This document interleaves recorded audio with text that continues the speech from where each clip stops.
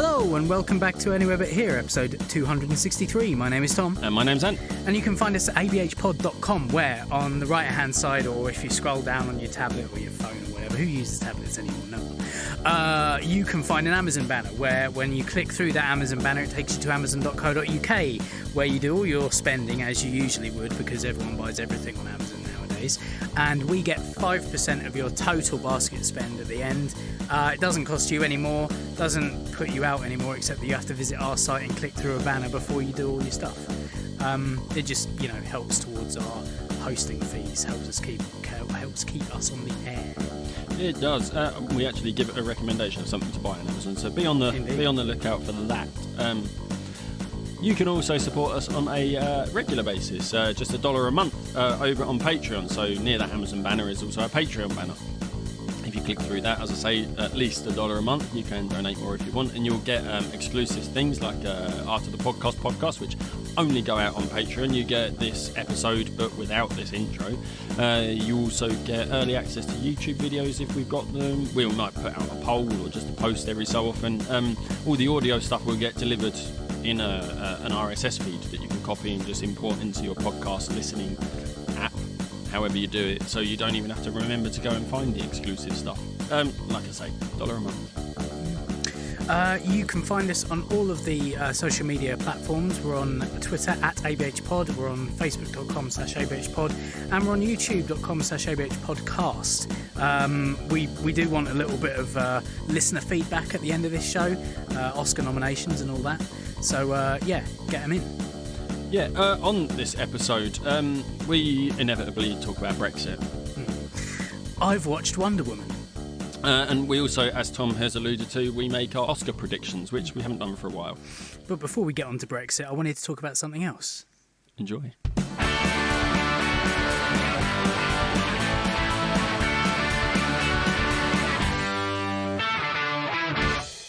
I was going to start with something else, but seeing as we've already started talking about The Witcher, have you finished watching The Witcher? I haven't, no. Like I say, we're watching The Good Place. We're in the final season of that now. So, yeah. Liz fell asleep during the first episode anyway. So I don't know if we'd have to finish watching the first episode. Yeah. In which case, we'd have to start from the beginning, because she'd be like, "Who's that? What are they doing?" What, even though she's seen it. Yeah, but like I say, we're watching The Good Place. Why the fuck we started watching The Witcher, I don't know, because it's a commitment. Yeah, you've got to finish the first thing before the second thing. I'm assuming you finished. I got on your own. I got through it. Yeah, all on my own. Yeah, because you watched the first episode with Joe, and then about 10 minutes in, she started looking at her phone and was like, "I don't like Henry Cavill's character. He's an asshole. I don't understand anything that's going on." I was like, "Me neither, but I'm trying to stick it out." He's an anti-hero, isn't it? Yeah, but he's not. But he's the last of his kind. He's hated by most people. Of course, he's going to be an arsehole. Be a bit standoffish. He's got his defences up. He's got his walls up. Yeah. And as it goes on, those defences kind of break down a little bit, because things happen. Because, stories progress past the first 10 minutes of an episode. It's fine. It doesn't. It's one of those things, like, whether you're going to like something or not. Yeah, I wasn't 100% sure if I was going to like it. But you're a gamer. Yes. Well, but it's not based on games. It's based on the books, which were also games, which has also been a TV series and a film in Poland called The Hexer in Poland. Because it's more curse. It sounds like a curse. Yeah. Well, I mean, all the etymology of witch and hex and stuff comes from the same place. And to be fair, it's Polish, so really. Oh, so they're right then. Yeah, okay. I guess so. We'll let them off. Yeah. So like they're European, aren't they? They're better than us. That was what I was going to be sure starting with. I'm sure that's going to come up. Yeah. We'll get there. Yeah. Brace yourselves. But I don't know how much you know about the TV series as a whole. Like, you've played the game to an extent, right? Yes. Slightly. Now, again, partially. It's one of those games. I sunk 10, 16 hours into it. I was probably about half hour into the story because somebody went, "Hey, Witcher, leave those kids alone." That's been in my head all morning, that song. Yeah. That's been in my head all morning, that song. Yeah. Oh, actually, last night it was in my head when you text me. And I was like, okay. So that's been in my head. So, hey, Witcher. Leave those beasts. Leave those beasts alone would have been better. It's cool. It doesn't matter. It was on the fly. It was on the hoof. I didn't understand the structure of it until the 4th episode. Wow. Because there's things that happen and you're like, hold on. But something happened 2 episodes ago and this is now happening. Why? Yeah. And then it becomes clear in the 4th episode. For those who haven't played the game or read the books or anything, I was honestly completely lost. And I was watching it and Joe was like, do you like it? And I said, it looks nice. I have no idea of anyone's name or any of the place names because they aren't kind of explained. Like, it drops you into a world and expects you to catch up. They're fantasy names. Yeah. Like, people who read Lord of the Rings and things like that, Isengard, like, for us, it was in the films. Yeah. So it said quite a lot, and there was a good song. Yeah. Taking the hobbits to Isengard. God. But it's... But equally, I'd read The Hobbit and I tried reading Lord of the Rings in the lead up. I've tried reading Lord of the Rings so many times. I think I succeeded in getting all the way through it on my 3rd go, but only because I got so far in. I was like, I have to by the middle of the 2nd book, like halfway through the whole thing, I was like, I just have to get to the end. I've wasted so much time. And I can't. I get about like 20, 30 pages in. I'm like, they're still in Hobbiton. Like, yeah. No. I mean, please. You think that the last film ends for half an hour. Yeah. The book ends for like 50 chapters. Jesus. It's ridiculous because it goes into like... And I can't. It goes into a little bit of like what happens after everything. And like it goes into the kind of expanded history a little bit. And you're like, no, stop, Tolkien. Stop talking. Tolkien. So it's But no, for me it was like bits happened and I was like, well, this doesn't really feel connected. And then characters appear who shouldn't be appearing, and you're like, I don't know where this is going, but I have to kind of watch, and then it suddenly clicks into place. Pays off. But it's halfway through the series that it clicks into place. But after that, I was like, oh, I get it. Right, okay, I can see where that is happening. I don't know what it is, but if they'd have introduced that concept earlier, would the payoff been as good? Would it have still worked? Yes, I think it would have. It was. I don't know what it is. It was a nice surprise. Yeah. Because I was like, all of a sudden, I was like, oh, I feel clever. Okay. I've understood. Yeah. But I don't think, because of the way that it is presented, I don't think that it. I think it would have probably worked. Yeah, and I'm just wondering as well, like, is it and I hope it's not, because it's a bit elitist. Is it? Do they do it that way to weed out the people who probably wouldn't get the rest of it? Maybe, I don't know. Yeah. Or who just aren't interested enough to invest I think that time. after the thing happens, it then progresses forward in a more traditional way. Yeah, shall we say? But then you've got the knowledge of that, which helps it progress. Yeah, I think so. And the thing is, I suppose if you'd have had that knowledge in the 1st or 2nd episode, then the following couple would have progressed. Yeah, normally, in a way that maybe I need to go back and watch it again. Yeah, because it is only 8 hours after all. I know. Yeah.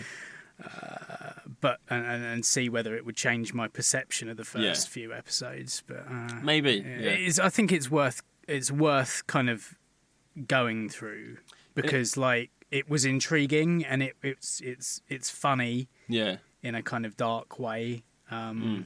Yeah, it's not the replacement for Game of Thrones. It's like completely different. Yeah, but it's fantasy, so it must be. Precisely. Just like I wear glasses, so I must look like Harry Potter.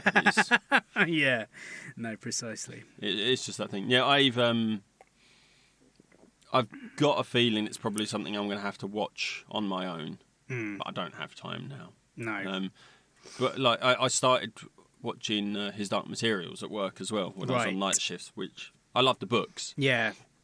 And the series is good. Now, I have a fear, though, that I'm watching it and I'm understanding everything, but I've read the books. Yeah. I've got this fear that people watching the series will be like, what? That doesn't make sense. I desperately wanted to like it, and I couldn't make it past the second episode. I was like, I have no fucking clue what's going on. Yeah. I don't know what dust is. Yeah. They're not explaining it to me. But then and I get that. That's fine. Like I say, like The Witcher didn't explain anything either, and I sat with it. But I was just like, I'm not connecting to any of it at all. But in the book, you don't know what dust is either. Right, okay. It's just a thing that is because they're in a different world. Well, they're in the same world in a different dimensions. Yeah. Yeah. So or something. I don't even know, and Magic. I finished the books.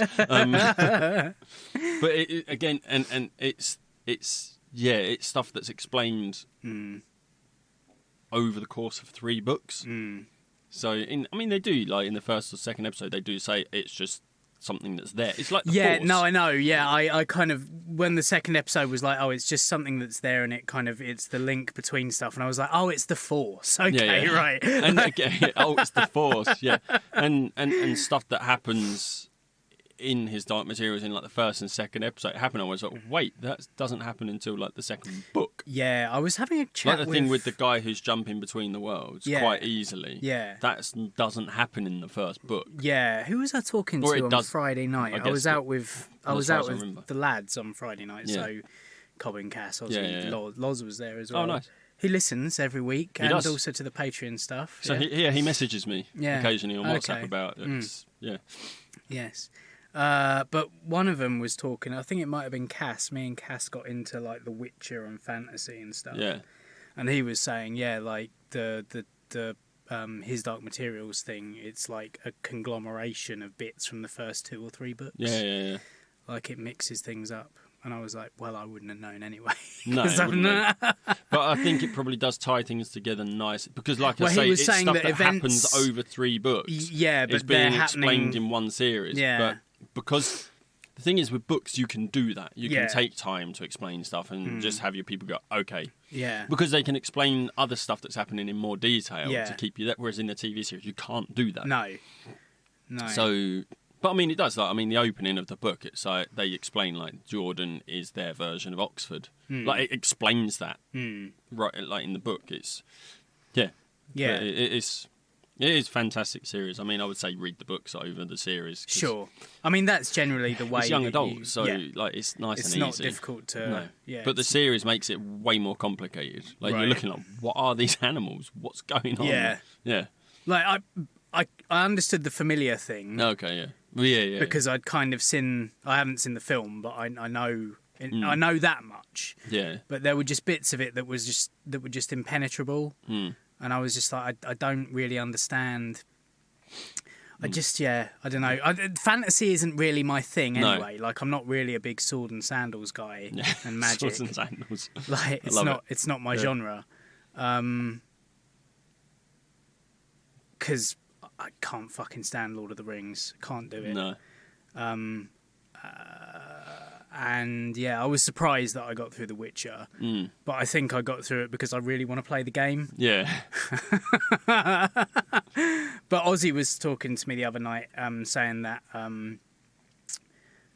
if I'd played the game, I'd have realised what was going on earlier in the series, because like within the first couple of hours of gameplay, you meet a certain character, and I'd have been like, oh, I get it.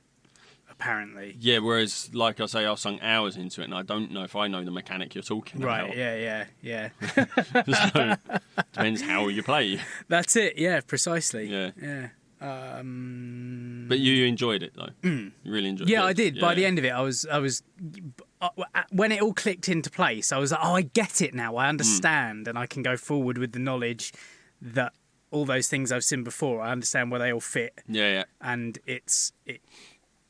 and it flows nicely without getting too much into it. Yeah, that's good. Now you hinted that there was we hinted there was something else we were going to talk about. It was me, wasn't it? I said European. Yeah. Do you want to get into that and get it out of the way? Because you also watched something else recently. I did, yeah. But I don't know if you want to leave that to the end. Should we do a shit sandwich? Shit sandwich? Oh, really? Yeah. Okay, like nice thing, shit, nice thing. Okay, good. Yeah, because the other thing that we hinted at isn't going to be shit, so that spoils for me what you're going to say. Yeah. Good. Right. Let's get into the shit. What I mean, like conversation-wise, like good conversation, conversation. Let's get it over with. Good conversation. Yeah, towards okay. the end. Yeah, we're not part of Europe. Well, we are for the next year. We're part of Europe. Yeah.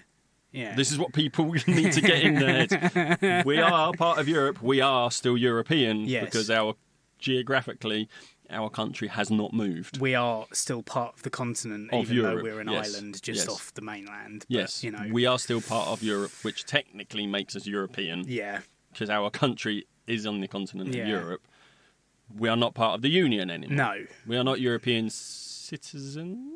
No, because we're going to be issued with blue passports now. Made in France. I don't know if they are still anyway. They probably are, let's face it, because it's part of the supply chain. Yeah, so basically... And there was this thing because everyone said, oh, yeah, on the 31st of January, we are leaving Europe. And I was like, no, we're not. And I'm like, now, does that mean we're leaving the Union on the 31st of January, or is the 31st of January our last day as part of the European Union? And then they did that stupid thing and said at 11 p.m. we're leaving the European Union. Well, you know what that was? Because it's midnight in Brussels. Okay. So we left Europe at European time. We don't even have the power to leave at midnight our time. No. That's where that's the massive irony in all this. It's like, oh, we can have our celebrations an hour earlier. No. It's midnight in Brussels. Yeah. You fucking idiots. Yeah. We are leaving them. We are leaving them on their terms. On their terms, precisely. Yeah, so, but then that's going to give people that, look, they fucking see how much power they're taking. They're fucking, they're dictating what time we can But leave. I don't think anyone noticed. Because... No one noticed. Because they're stupid. Yeah. I mean, it was even when I got back in from my night out, I think I got back at about 10:30. Yeah. And we were talking about it. And Joe was like, why is it 11 and not midnight? I was like, because it's midnight in Brussels and they're the ones making the decision, not us. And she was like, oh. Yeah. And then I hated this celebration. Like, they were celebrating it like it was like a World Cup victory or something like that. It's like... Yeah. Fucking what? What is... Yeah. There was like thousands of people in Parliament Square like celebrating. There were people setting off fireworks, and I can guarantee at least 95% of the alcohol consumed on that night was European. Yeah. Either they were drinking Dutch beer or German beer or French champagne or it's... Yeah. It's... Oh, whoops! Sorry. I can't do that with this because it's not one of those jacks. It's all right.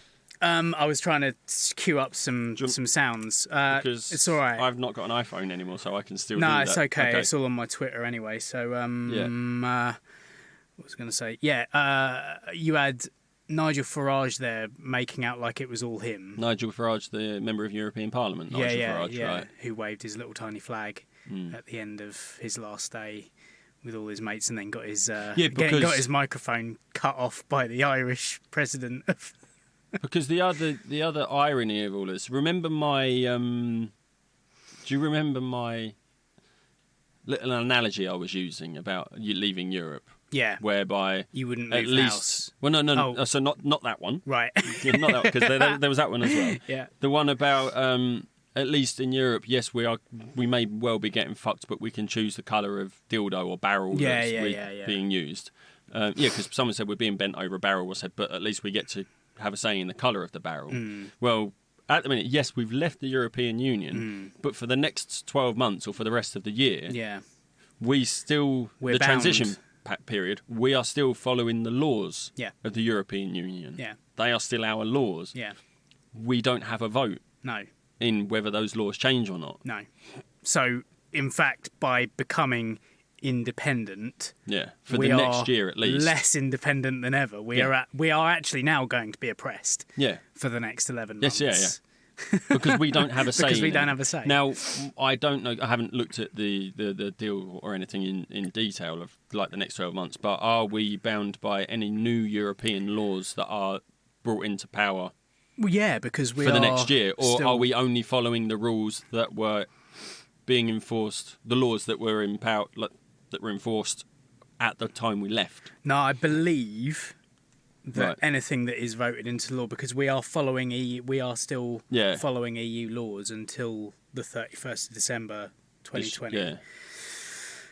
That anything that comes in, we have to also follow. And we can't vote on it. And we can't vote on it because we're still... And despite the fact that we had... Did we have, like, more members of European Parliament than any other country? Yeah, I mean, hardly any of them bothered showing up most of the time. But they all had a vote still. But they all were involved, Yeah.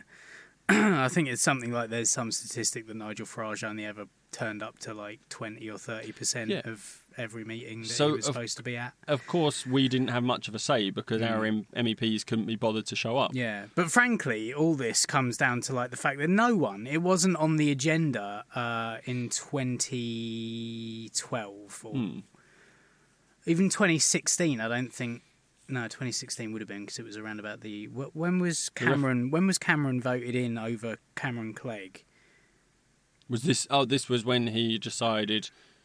This is when he said, we will have a referendum if I'm voted in. Yeah, but the election before that... Yeah. I can't remember how many years before 2016... Yeah, the coalition... It wasn't the traditional 4 years or 5 years. It wasn't. It was... No. He called it early, didn't he? I think so. Either way, issues with Europe, the EU, weren't even more than 5% of things that mattered to voters at the polls at that election, because no one fucking gave a shit. No. Not even the MEPs themselves would bother to turn up. Yeah, because it was so low down on people's agendas. Because it wasn't a pressing issue. Yeah, because no one knows, no one watches the European Parliament stuff. No one. No one. No one gave a shit. No, and actually, like a lot of the things that people, ignorant fucking idiots, blame the EU for are problems that the UK government has put in. Like the disparity between the north and south in this country is nothing to do with Europe. Yeah. Like the closing down of industry in this country is nothing to do with Europe. No. These are all decisions that the UK government has made, either outsourcing or making London the hub of everything, so that everything above Watford is forgotten. Yeah, and it's one of those things as well that people don't realise that there are different... I don't want to say different laws, but there's a difference between policies and... Oh, God, what's the other term used? See, it's annoying. I know that there is a difference, but I can't remember the names. Yeah. But there are essentially guidelines that Europe say this is a law. Yeah. Standards and codes. It's something like practice, so it's like here are the laws. It's up to you how you implement them. Yeah. Or here are laws that you have to implement exactly as we say. Yeah. So there's a lot of stuff that Europe goes, right, you have to do it like this. And there's a lot of stuff where they go, look, this is what we want you to do or try to do. If you can get close to it. If you can get close to it in whatever means, please do that. Yeah. So there's a lot of stuff that they've come up with and Britain have gone, so they want us to do that, right? If we do this, and so it's actually our local government that is choosing how we implement a lot of the laws that come from the European Parliament. So, again, it's local policy versus, like... continental. Yeah. So... And it's why you just kind of despair at the people that get wheeled out. And I know that there's always going to be a bias in the reporting on things. However, the BBC should technically be taking the side of the government. Yeah. Because it's a state-run... Well, it's not state-run, but it's, but the people that they dig out for these things... I mean, right, this is a news broadcast from RTE, which is an Irish news broadcast, and this is essentially their reporter trying to wrap up his report on the night of the Brexit thing. Yeah. And it makes you a bit embarrassed, really, to be English, because it's... Prime Minister for all of the people of the United Kingdom, not just the 52% who voted for Brexit. Anyway, fuck the Pope. hope you've enjoyed it tonight. Tommy was always a cunt. Oh, what a night. We're out of here. Good night. Leaving Brexit on a flight. Leaving Brexit. Yeah. So And did he say fuck the Pope? Unpack. That was about 5 or 6 people all bombarding in front of the camera. Oh, I thought it was one guy. No, because everyone is white and fucked up, and they all have cunts. the same accent. They all have the same estuary accent. Hello. Yeah. So the first one, God Save the Queen and Chelsea. Yeah, I heard that one. Yeah. The second one, England. Yeah. I mean, these are just the yobs who go around doing the whole... England! Yeah, England. Puts an R in. Brexit. Yeah. British exit. Then there was, Tommy Robinson was always a cunt, which is fair enough. Was that Tommy Robinson was always a cunt? Tommy was always a cunt, he says. I heard Corbyn was always a cunt. Oh, really? Yeah. Ah, maybe. Yeah, that would make more sense, wouldn't it? Yeah. But, yeah, so I don't Maybe. know. That's what maybe I heard. You're right. But... Yeah. Then you got the fuck the Pope guy, which, what's that all about? Yeah. Fuck the Pope. What? Okay. Oh. Yeah. Is Pope not like a popo, police? I'm pretty sure he said Pope, though. Yeah, I heard Pope. But Yeah. is it? But so terms like that change, like they evolve. So maybe Pope is a short version of Popo. Maybe. So Pope. So maybe police. Maybe. I mean, I don't know why we're But trying it said Pope. Yeah. Why are we trying to make sense of? And what then the this last does? guy, oh, what a night, leaving Brexit on a Friday night. It would have made more sense leaving Europe on a Friday night. And you're still wrong, but at least it scans and makes more sense because you don't leave Brexit, do you, fucking twat? No, like passing Brexit or enforcing Brexit. Yeah. that would have worked as well if you wanted to use the term Brexit. It's a trigger word. Yeah. Do you know one of the things that may have led to this eventual hatred of Europe? What's that? Page 3 models and their political views. Oh yeah. Do you remember when Oh Page yeah, 3... they started putting little political shit in the so Page 3 finding of the out Sun, what these wasn't it? models actually thought of current affairs. Abby thinks Jeremy Corbyn is a twat. Yeah. So this is it, and it was News in Briefs. Yeah, that's right. Yeah, Yeah, that was what it was called. Zoe is certain Tony Blair was right to take Britain into the war with Iraq. She said, "You don't need to be an international diplomat to realise the world is better off without Saddam. We should be proud of what has been achieved." I mean, I didn't realise a lot of these models were politics majors. No. I'm not saying they weren't, obviously. I thought the reason that we went into Iraq was to remove WMDs, not necessarily just to remove Saddam Hussein, but he had like a huge nuclear arsenal that then didn't exist. But it was him that brought... So, sure, yeah. But who are we to question Zoe? Hey, Zoe, I agree with you. Saddam Hussein was an arsehole. Yeah. He deserved to get, dethroned, but that wasn't the only reason that we went in, I'm afraid, love. These all come from there's a book by Tim Ireland called Page 3 Politics. Right. It's available on Amazon.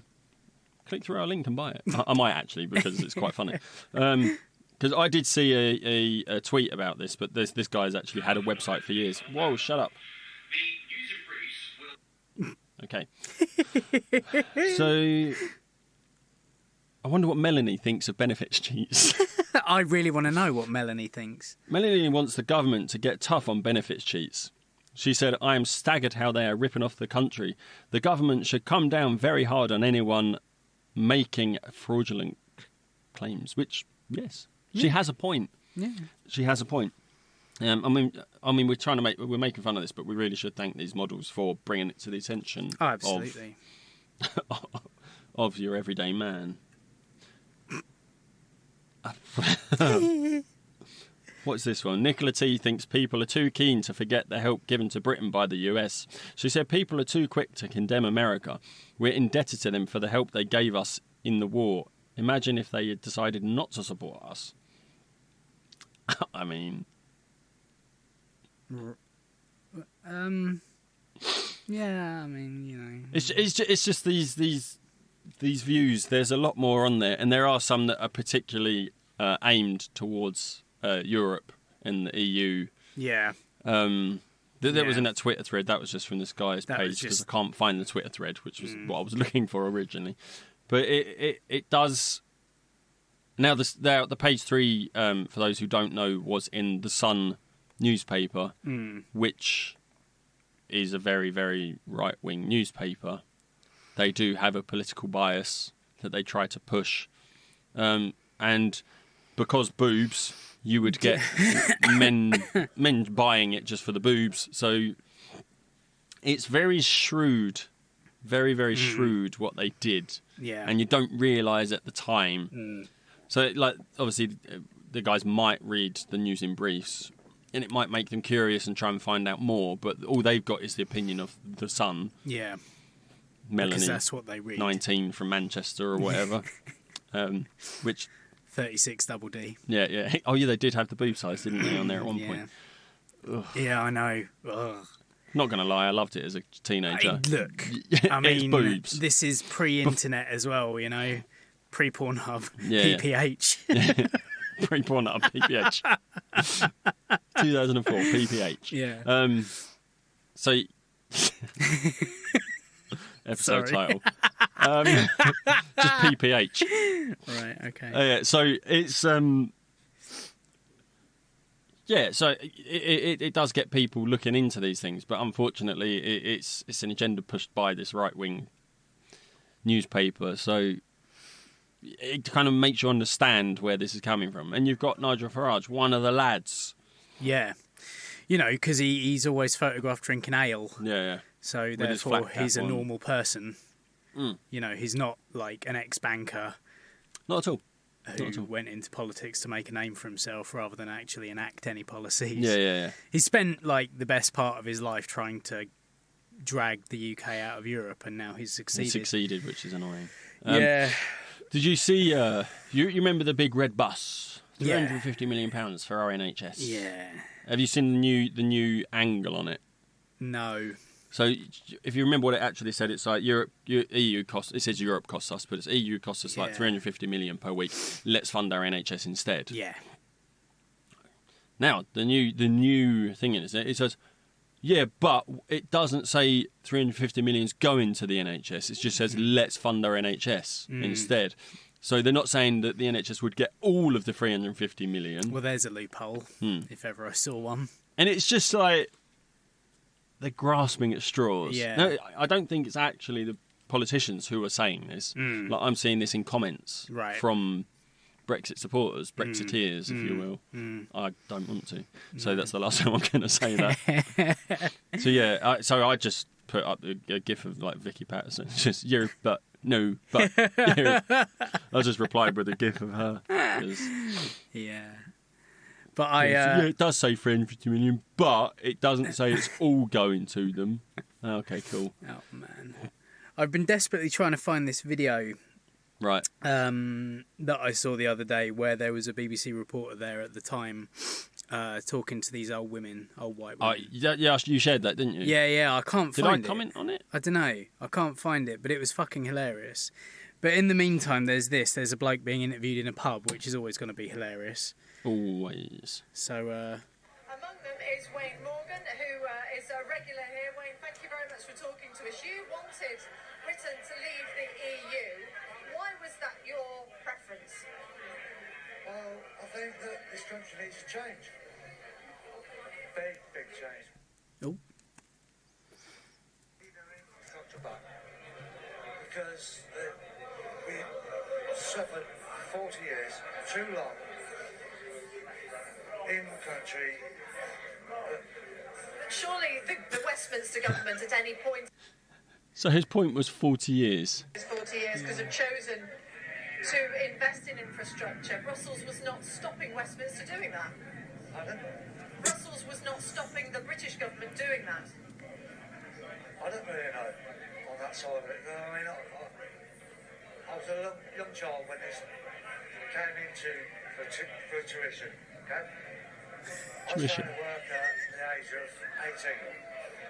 Things were okay. Lovely. Going through work, meeting the family, making a family. Middle 90s, everything went starting to go downhill. And you lost your job quite a few times, and you regard that as a problem that was connected to our membership of the EU. How? Through imports.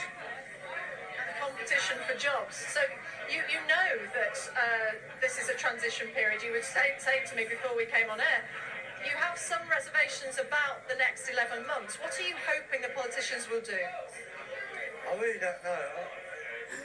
To be honest with you, Brexit should have been happened 3 years ago. It should have been happened. Section by section by section. Do the steel industry, do the coal, not politics, coal's not involved. Do your...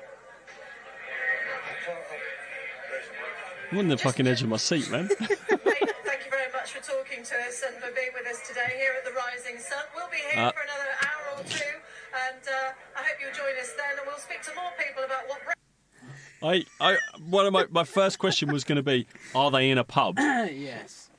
Yeah, and the Rising Sun is a pub. It's a name. There's a lot of pubs called the Rising Sun. Very much in a pub. Very much a flat cap wearing. Brexit should have been happened 3 years ago. Should have been happened. Do industry.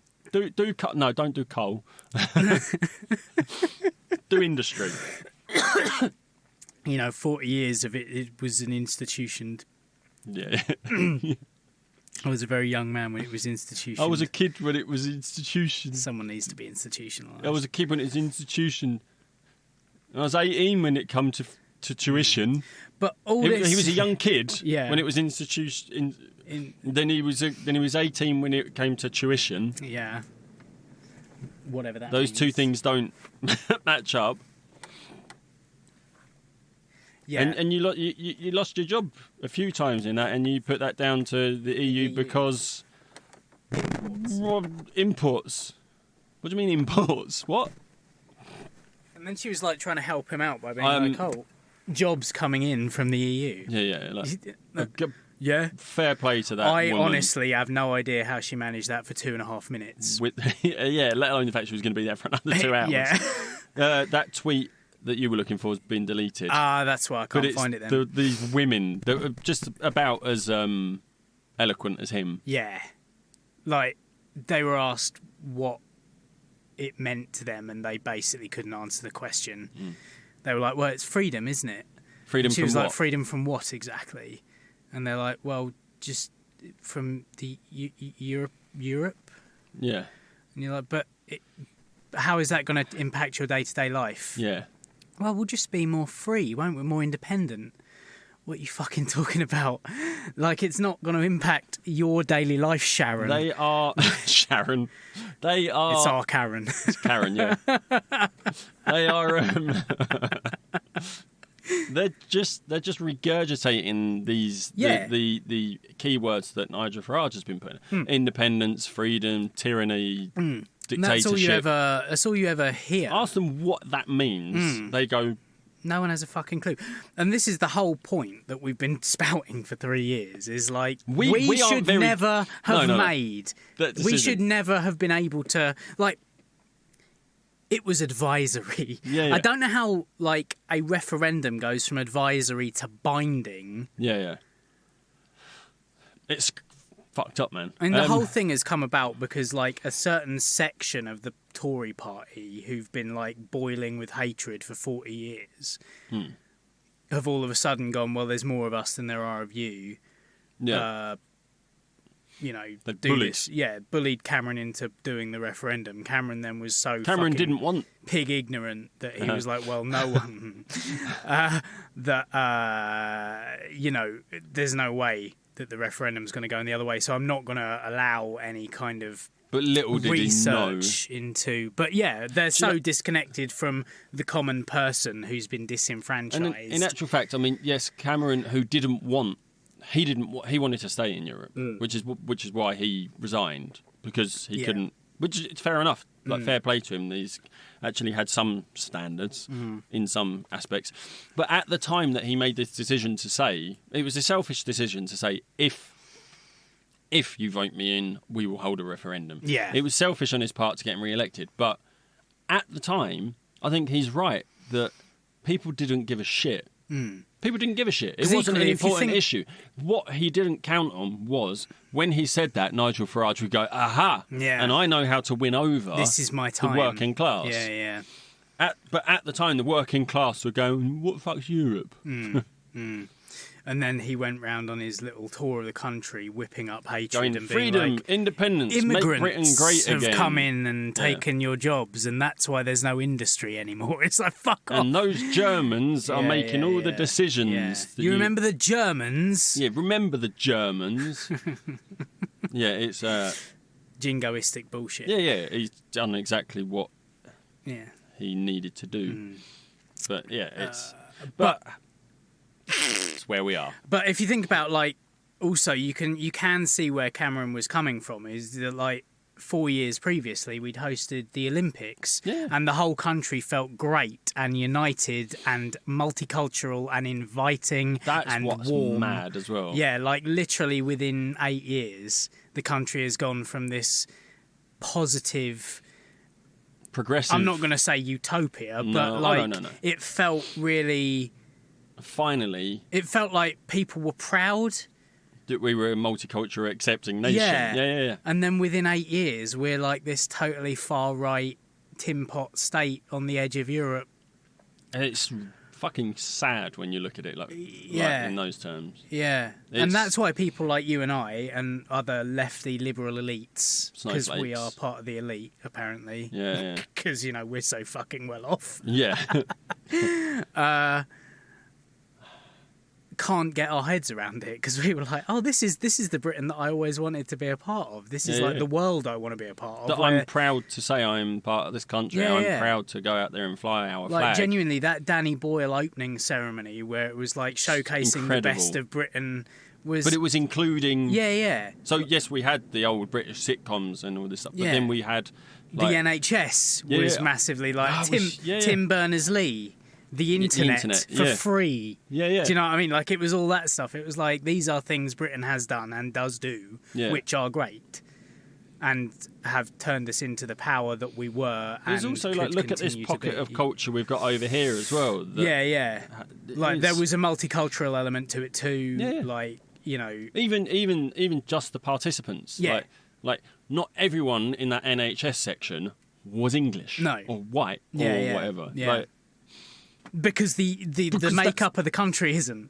Sorry, that was a bit ignorant of me. They probably were English or British citizens. They were probably born here. Yeah. Because that's what we are. They weren't white. They weren't all white. Yeah. It's... And now... It's just gammon on everywhere. And now the face of Britain is red. Yeah. Like a reddish pink.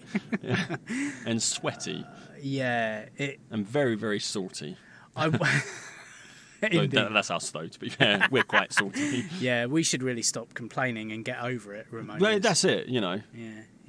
Brexit is Brexit after all. That's true, it does. I mean, we overlooked that part, didn't we? Yeah. Brexit is Brexit, and that's what it means. Yeah, Brexit does mean Brexit. And it does make me wonder how long it's going to be before, more progressive politicians get in, if there is such a thing, and, like, the generation that didn't get to vote this time get into a kind of position of power, and then it overturns and we rejoin the EU.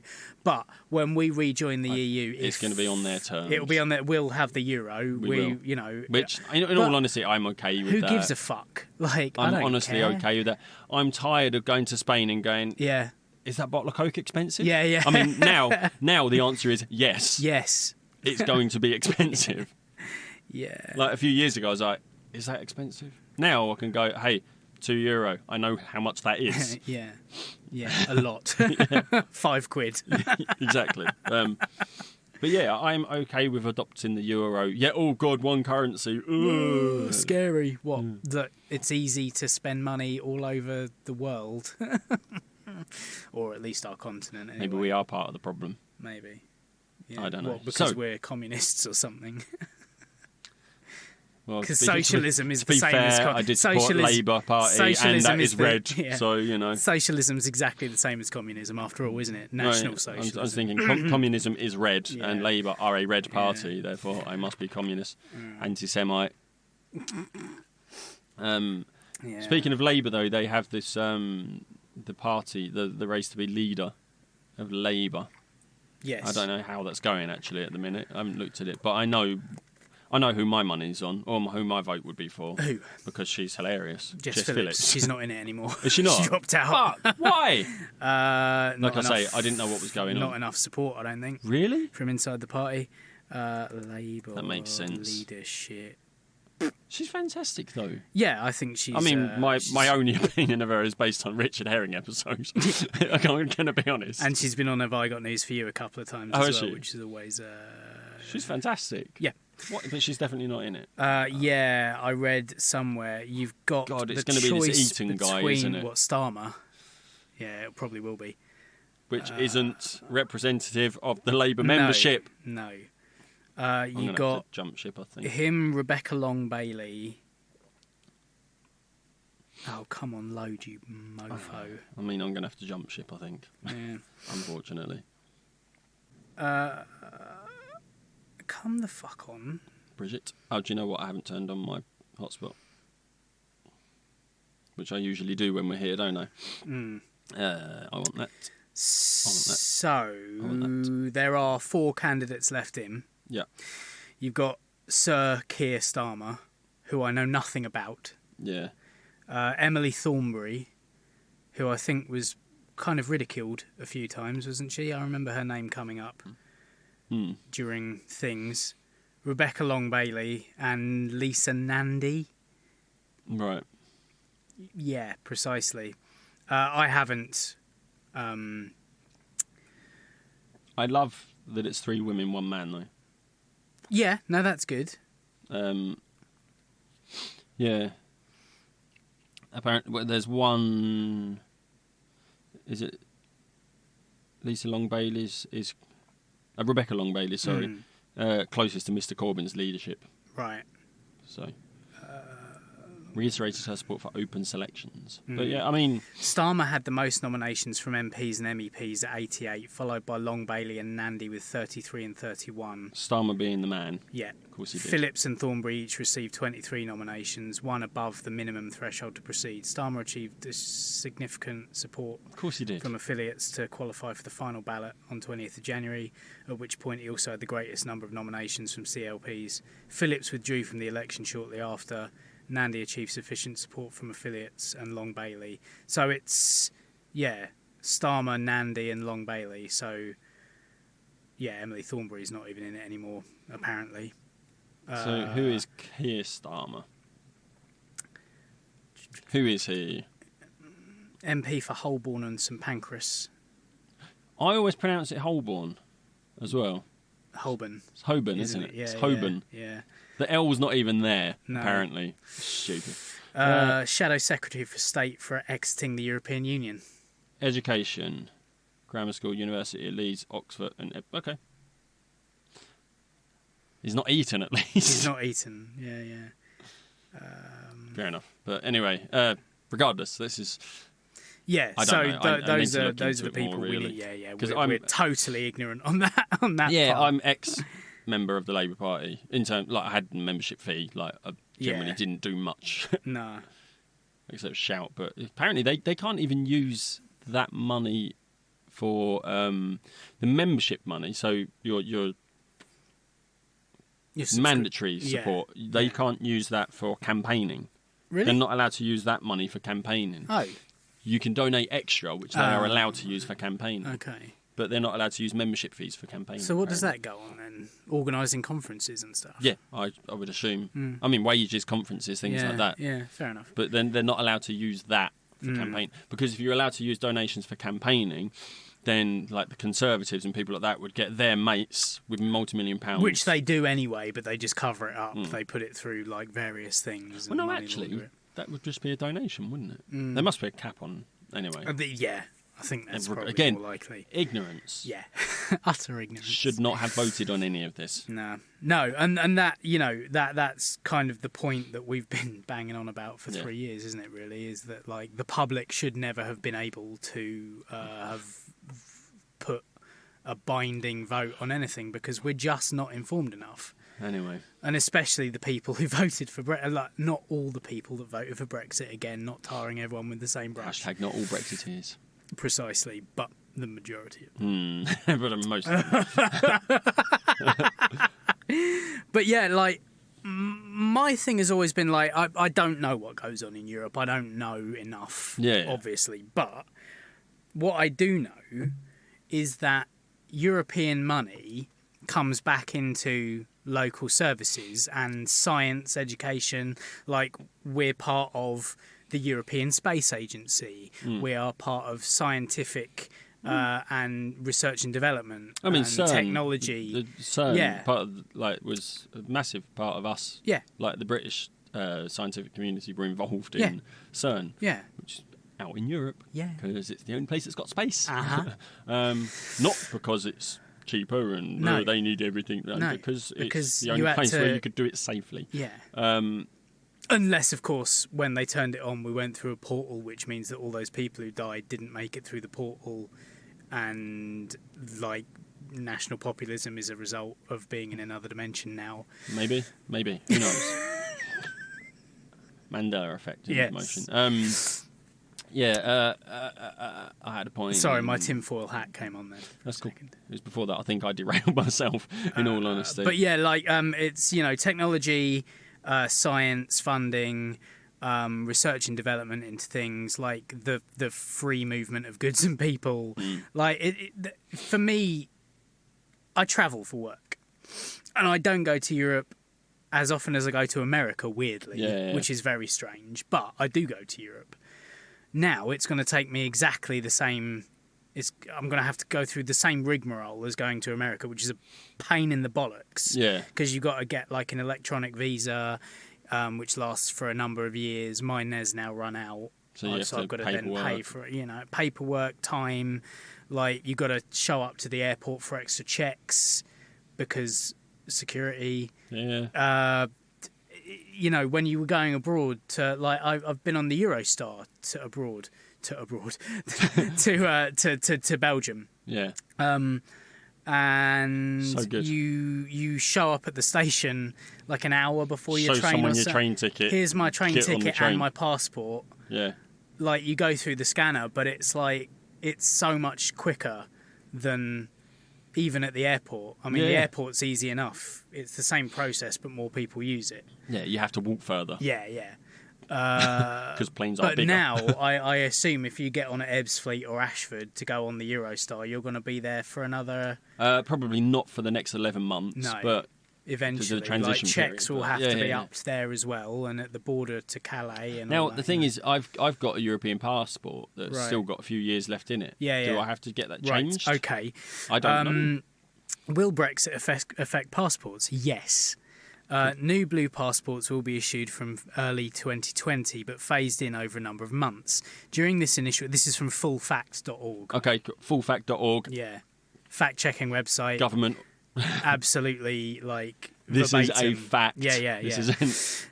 During this initial phase, you could be issued with either a burgundy or a blue passport. The government says that all passports issued from mid-2020 are set to be blue. Right. Your passport will continue to be valid after Brexit, providing that it is in date, no matter which style you have. Okay, so I'm okay then. Yeah. Right. Other changes will come into force next year. Government guidance says that from the 1st of January 2021, you will need at least 6 months left on your passport, and for your passport to be less than 10 years old. Even if it has more than 6 months left. So if your passport is 9 years old and you've got 6 months, you will need to upgrade to a blue one. But if it's 8 years old, if it's 11 years, your passport less than 10 years anyway, aren't they? Yes. So that's pointless. Unless you've renewed it on the 31st of December. Yeah. Then you have to. Yeah. So I might renew mine on the 31st of December. So then I can have it for 10 years. And by that point, we might be back in the EU again. You never know. Let us back in. So to travel to most EU countries as well as Iceland, Liechtenstein, Norway and Switzerland. This change does not apply to travel to Ireland. Oh, no. Because they're keeping a soft border there because we don't want the IRA back. No. However, no one's really reported on that for a while. Like, there's kind of a border in the middle of the sea and then kind of at the border of Northern Ireland and the Republic, but no one really knows what that entails because they just said, there'll be a kind of border, it's fine. We'll figure that out. Do I need a visa to go to Europe? During the transition period, rules on travel to and from the EU will stay the same as before. This might change in 2021 after the transition is set to end. Yep. The government has said that from the 1st of January 2021, tourists on short trips of under 90 days to the EU, Iceland, Liechtenstein, Norway and Switzerland will not need a visa to travel. Might, though. That might be the case. And in all honesty... No. The government has said that from the 1st of January, tourists on short trips of under 90 days will not need a visa to travel. Okay. But it adds, you may need a visa or permit to stay for longer to work or study or for business travel, which you would kind of assume anyway. Yeah. But up until this point, we haven't needed to do We that. could stay there indefinitely. Yeah. The thing is, as well, it's not up to us whether we need a visa. No. It's up to the receiving country. Yeah, like France might go, no, we want you to have a visa. Yeah. And we have to go, okay, France. Right. Yeah. Yes. Yes, sir. Can I have because another? That's a decision France can make. Being a member of the EU, they can decide as an independent country within the EU that actually, I know the EU says that they don't need a visa, but we'd rather they did. Yeah. Because we can actually make our own decisions despite being a member of the EU. We need to get off this subject as soon as possible. I'm just trying to answer your question about passports. That's right. Yeah. No visa or permit will be required to travel to Ireland, whether you are a tourist or a worker. So that's fine because we do go to Ireland every now and then. Unless, I guess, Ireland decides it wants us to. Yeah, exactly. Because what will happen to flights after Brexit? During the transition period until the 31st of December 2020, flights will continue as normal. After that, exactly what happens to flights will depend on the outcome of the UK's negotiation with the EU. We don't know. No. Will I be able to drive in the EU as normal or hire a car? Yes, the current rules on international driving and hiring cars will continue to apply during the transition period until the end of 2020. From the 1st of January 2021, drivers may need an international driving permit to drive in some EU countries, particularly if you have an older paper licence. If you're taking your own vehicle to Europe, you'll need a green card from your insurance company to show you have to show your insurance provides at least the minimum cover and a GB sticker. We don't know. No. Still, 3 years. And we still don't know. 3 fucking years. But hey, Boris got Brexit done. So yeah. Oh, it's done. It's done. Yeah. It's done. Yeah. We don't know what we're doing, but it's done. And that's the biggest fucking lie of all. Yeah.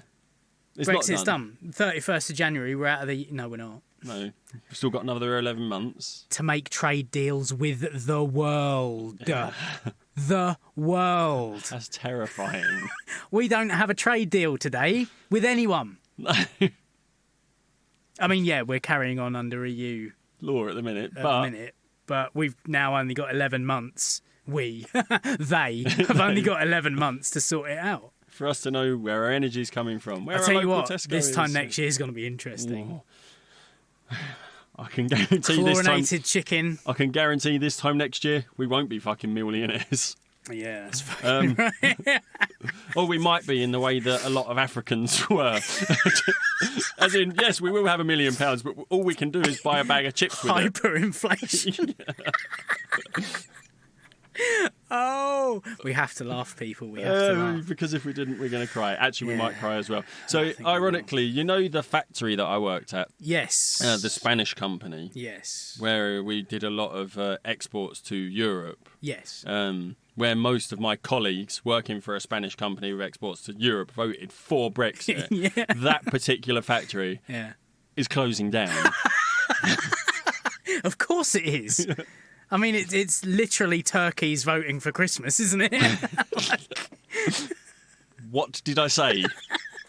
But the processes that are happening in that factory are moving up north, closer to their main depots. But where they had like 10 factories around the country, they're reducing the amount, you know. It's not surprising, is it? I mean, even at the time that the referendum was happening, a lot of the jobs that we had that were in our factory, they went, you know, we're going to move that out to like Croatia and places like that because it's just easier, because the customers are closer, and it's and it's going to be cheaper. Yeah. So, and it safeguards you a bit against Brexit. There's a lot of press releases that I've been getting in the last year or so have been such and such a company has opened a new office in Berlin or somewhere else in Europe, just in case. Just in case. I mean, you read the news article about that particular factory I was working at, and like it says, as a result of Brexit. Yeah. It actually says in there, we've done this because of Brexit. Yeah. Like, and those are the people you need to be listening to. And I went, no shit. Yeah. Like business leaders, economists. And to be fair, there's a guy at that factory that I had, I was constantly having debates with him about it. I just wanted to like screenshot that particular line that said because of Brexit and send it to him and go, you are now out of work as a result of a choice you made. Yeah. I mean, it's not difficult to join the dots, is it? But as he said, they need us because of manufacturing and stuff like that. We export so many products to Europe. Yes, because Europe doesn't also manufacture things. Yeah. But no, they need us though. Yeah. And we were okay when this happened 40 years ago. You know, back when we still had coal, an empire. Yeah, the remnants of an empire. We still had an empire. We still had natural resources like coal. You know, we had the steel industry still. You know. Shipbuilding. Which government was it that sort of fucked that up for us? Yeah, that'll be the Conservatives. Oh, was it? Yeah. Who's in power now? Okay. Yeah, same people. Yeah. Anyway, so. Ah, dear, oh dear. That's that done with. Yeah. You watched Wonder Woman last night. I did, yeah. Because it's on Netflix. Yeah, because it's on Netflix. I didn't have to pay for it. I didn't have to borrow it off anyone.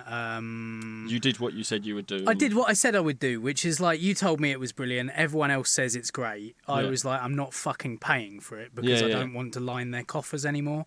It's really good. It is. It's really good. Yeah. I sent you a text last night saying I'm just sitting down to watch Wonder Woman. We'll see whether or not. What was it? I think you just said because it's on Netflix. Because it's on Netflix, and I was like, and you were quite excited about that, and then I was like, because I said I can't wait to hear what you think about it, knowing that you'd wait until today because we're recording. Yeah, I was like, as I'm about to watch Wonder Woman as it's on Netflix, as long as Joe doesn't hate it, because there was a caveat. That like Joe was like, we weren't sure what the hell to do last night, and she was like, if it's not very good, she was like, if it's rubbish, you're not going to want to switch it off, are you? And I was like, if you don't want to watch it, I will switch it off. Yeah. Like, I genuinely don't want to put you through something. I'd had an argument with her about food earlier on. Okay. I fucking exploded yesterday because I was like, because I don't cook that often. Yeah. Mainly because she's home before me on the weekdays and stuff. And she always is a bit like, oh, I'm always doing the cooking and stuff. And I'm like, well, I will do some stuff at the weekends and things. I went to do one last night. And she was like, well, those ingredients don't look right. And I was like, I've got a fucking ingredients list. Like, it's the ingredients that are going in the thing. And she was like, yeah, well, I don't think it's going to... I was like, this is me doing the cooking. And she wouldn't let it go. And I was like, do the fucking sauce then. Go on, you do the sauce, and I'll do the stuff over here. And then she goes and puts it in the pan that I was just about to put the chicken in. And I was like, what the fuck are you doing? I just, like... Because she'd put my back up right before I'd even started doing anything. Oh, God. Despite the fact I'm following a fucking recipe. Yeah. Because she very much is like a on the fly, I'll stick that in. She's very much like, she kind of knows what she's up to. She cooks.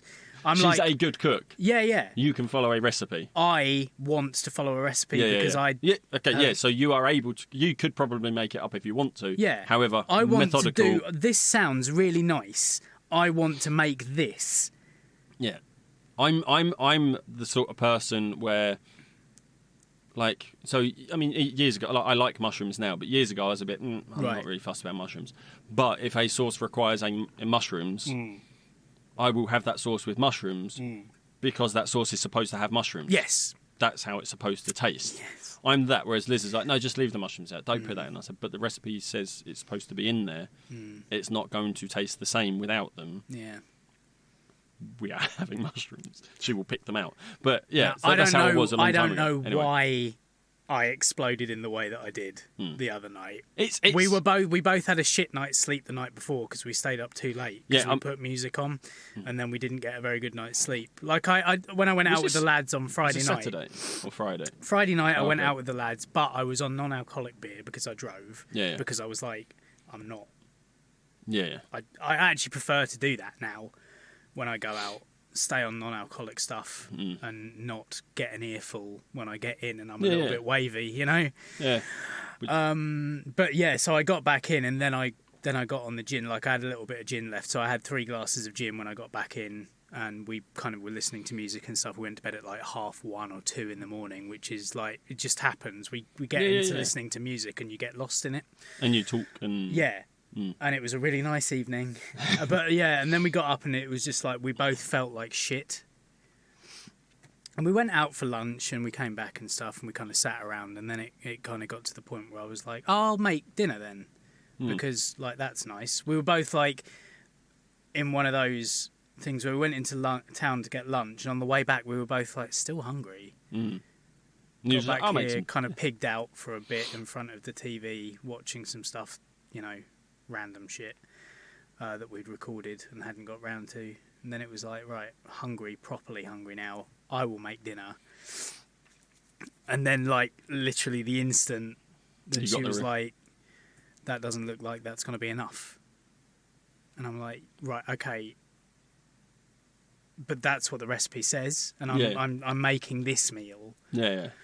And I was like, well, it also says use 2 breasts of chicken, but we've got 3. So let's just double the amount of sauce then, shall we? Yeah. And she was like, yeah, but that's still probably because you're doubling the amount of... It's still not going to... I was like, just it's the recipe. Yeah. I get it. I totally understand. Yeah, it's just like, look, you have on a number of occasions said that you do most of the cooking, and you're a bit upset about that. Yeah. So I'm going to do the cooking tonight, just so you don't have to. Yeah. So I'm doing you a favour. And then she backseat drove, and I'm like, mate, just chill out. But again, and I know what she's getting at. Yeah. But the fact is, But like- I haven't even fucking started yet. But I can... devil's advocate is like, because she does most of the cooking, Yeah. she looks at it and Of thinks, course. oh, that's not going to be... But you, in your opinion, is that this says for 2 people. Yeah. I'm making it for 2 people. But then at home we go, this is supposed to serve 3. That's barely enough. We have bigger portions. Yeah. And this is recommended portions. Yeah. We usually eat bigger portions. You're cooking to the recipe. Joe usually cooks to your appetite. Yeah, this was my other thing as well. It's like, this is specifically low calorie shit because I need to lose weight because you keep telling me I need to lose weight. So I'm fucking doing this, aren't I? Because this is what this says. Yeah. Do you know? And it was it's a combination. It's of a stuff. number of everything. It's like, I see your point, but this is my point. Yeah, and I'm the one fucking in the driving seat. Let me do it. Yeah. Was it nice? It was really nice, Yeah. and she really liked it, and she had seconds. There was enough for seconds. Yeah. But then she did the sauce, didn't she? Or did she follow the recipe? Well, no, because I made it with 3 chicken breasts instead of 2. So that's why there was enough. So there was enough for probably a whole second meal. So you were sat there while she was eating her second, going, enjoying your seconds. Yeah, no, she went back up and got some more things and came and sat back down. I was still on my first bowl. I was like, oh, seconds. And she was like, not really. I was like, well, you went up for another go, didn't you? I was just like, oh, God. Just fucking say it's nice. But you sat there, looked and went, bite your tongue, bite your tie, bite your tongue. Yeah. Oh, seconds. Yeah. Shit. I know that. I know that feeling. We're like, should I say it? Probably shouldn't say it. I'm going to say it. I'm going to say it. Because I am a man and we are stupid. Yeah. And I've got to make And then she my had the fucking perfect point. comeback and went, not really. And you went, fuck. Yeah. She won. Fuck it. So that's the context. Yeah. I was like, if it's crap, if Wonder Woman's crap, Oh, yeah, we're not Wonder gonna, Woman. Yeah. I'm not going to put you through it. Like, Yeah. Because I don't want to sit through a film that I'm Yeah. not enjoying as well. But, you know. But actually, like, it's really good. Really good, yeah. And at the end, she was like, "That was really good, wasn't it?" And I was like, "Yeah." Both So even really she, surprised. because I was like, because we were looking through stuff, the and you know when conversation we had a couple of weeks ago where I was saying, "Oh, the woman's side," and she's like, "Yeah, but she's not into woman being forced down your throat." Yeah. But so it's not even. Yeah, like the fact she's it's a not. woman. No, exactly, because she's not into that kind of thing. Yeah. She thought it was a good film. Mm-hmm.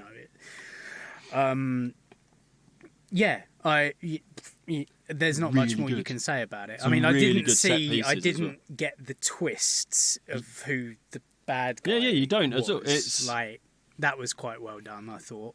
Yeah, and the reveal, that whole scene with the reveal Yeah. in that communications tower is just so good. Yeah, And there's some really fucking good set pieces in it. Mm. Like No Man's Land, yes, obviously No Man's Land is a bit on the nose, Yeah, but yeah. really good. The bit where he launches her up to the fucking Yes, in the bell tower. is genius. yeah, brilliant. All the explosions where he loses his hearing, or she loses her hearing, and he's trying to talk to her, Yeah, just stunning. yeah, And Gal Gadot, yeah. really fit. Really fucking like, ridiculously. Yeah.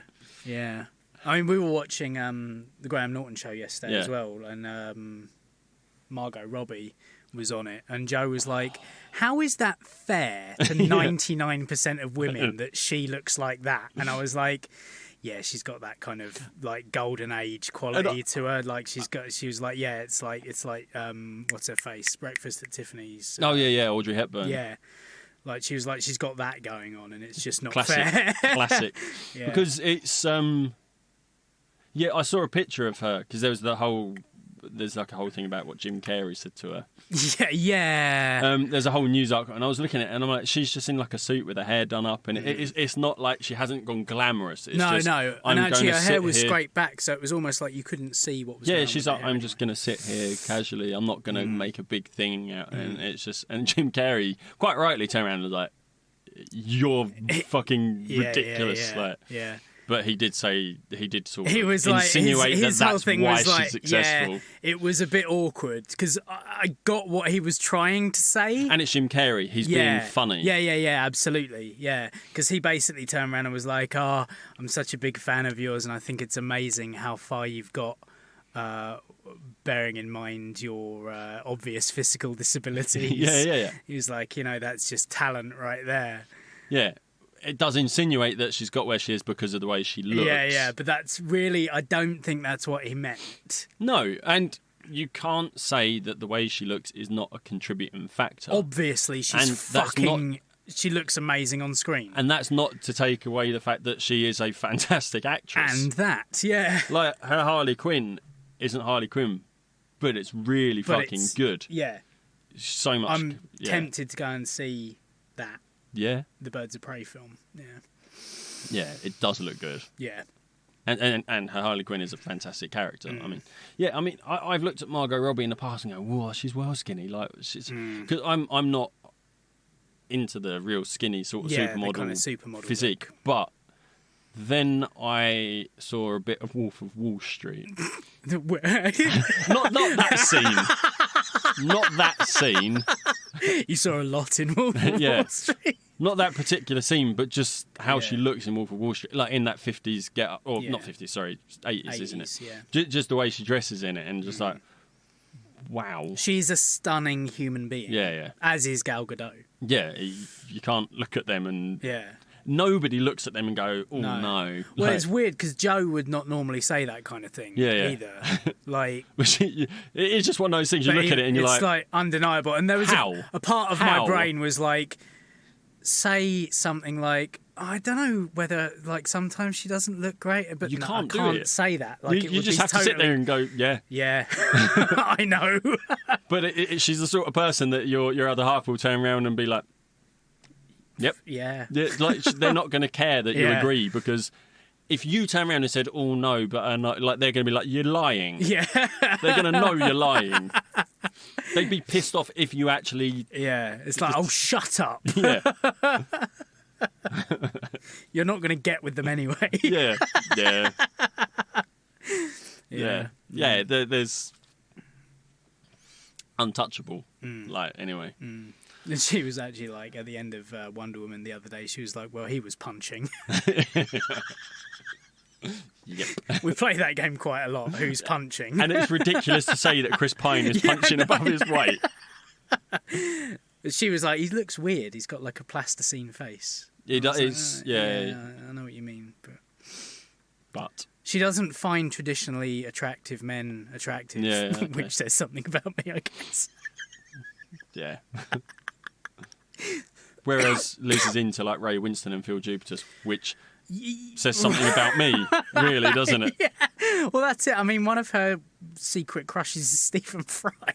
And it's like, first off, barking up the wrong tree. Yeah. Secondly, It's got to be the brain. Yeah. I think with Liz, with Phil Jupitus, it's the funny. Yeah. Ray Winston, I think it's the voice and the persona. I'm the daddy. Yeah. But, forceful, strong man. Yeah. Yeah, because then she likes like traditionally attractive men. Like she says she doesn't like muscly men, but then she likes some muscly men. Yeah.